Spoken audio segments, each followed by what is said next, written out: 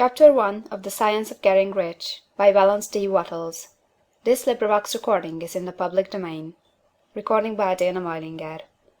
Chapter 1 The Right to be Rich. Whatever may be said in praise of poverty, the fact remains that it is not possible to live a really complete or successful life unless one is rich.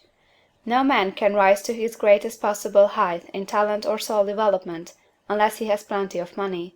For to unfold the soul and to develop talent he must have many things to use, and he cannot have these things unless he has money to buy them with. A man develops in mind, soul, and body by making use of things, and society is so organized that man must have money in order to become the possessor of things. Therefore, the basis of all advancement for man must be the science of getting rich. The object of all life is development, and everything that lives has an inalienable right to all the development it is capable of attaining. Man's right to life means his right to have the free and unrestricted use of all the things which may be necessary to his fullest mental, spiritual, and physical unfoldment, or, in other words, his right to be rich. In this book, I shall not speak of riches in a figurative way. To be really rich does not mean to be satisfied or contented with a little. No man ought to be satisfied with a little if he is capable of using and enjoying more. The purpose of nature is the advancement and unfoldment of life, and every man should have all that can contribute to the power, elegance, beauty, and richness of life. To be content with less is sinful. The man who owns all he wants for the living of all the life he is capable of living is rich, and no man who has not plenty of money can have all he wants. Life has advanced so far, and become so complex, that even the most ordinary man or woman requires a great amount of wealth in order to live in a manner that even approaches completeness. Every person naturally wants to become all that they are capable of becoming. This desire to realize innate possibilities is inherent in human nature. We cannot help wanting to be all that we can be. Success in life is becoming what you want to be. You can become what you want to be only by making use of things, and you can have the free use of things only as you become rich enough to buy them.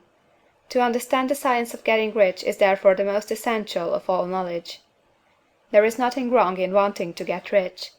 The desire for riches is really the desire for a richer, fuller, and more abundant life, and that desire is praiseworthy.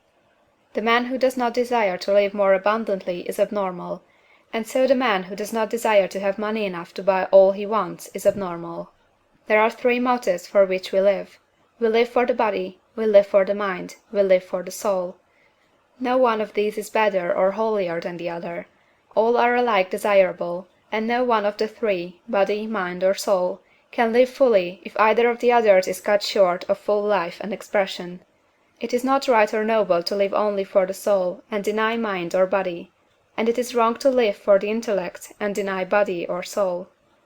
We are all acquainted with the loathsome consequences of living for the body and denying both mind and soul, and we can see that real life means the complete expression of all that man can give forth through body, mind, and soul. Whatever he can say, no man can be really happy or satisfied unless his body is living fully in every function, and unless the same is true for his mind and his soul. Wherever there is unexpressed possibility, or function not performed, there is unsatisfied desire. Desire is possibility seeking expression, or function seeking performance. Man cannot live fully in body without good food, comfortable clothing, and warm shelter, and without freedom from excessive toil. Rest and recreation are also necessary for his physical life. He cannot live fully in mind without books and time to study them, without opportunity to travel and observation, or without intellectual companionship. To live fully in mind, he must have intellectual recreations, and must surround himself with all the objects of art and beauty he is capable of using and appreciating. To live fully in soul, man must have love, and love is denied expression by poverty. A man's highest happiness is found in the bestowal of benefits on those he loves. Love finds its most natural and spontaneous expression in giving.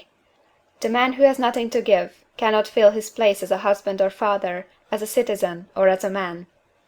It is in the use of material things that a man finds full life for his body, develops his mind, and unfolds his soul. It is therefore for supreme importance to him that he should be rich.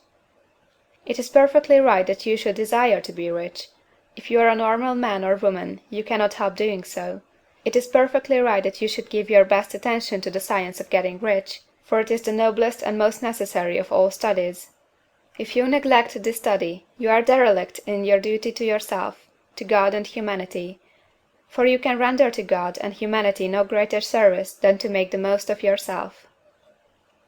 CHAPTER II.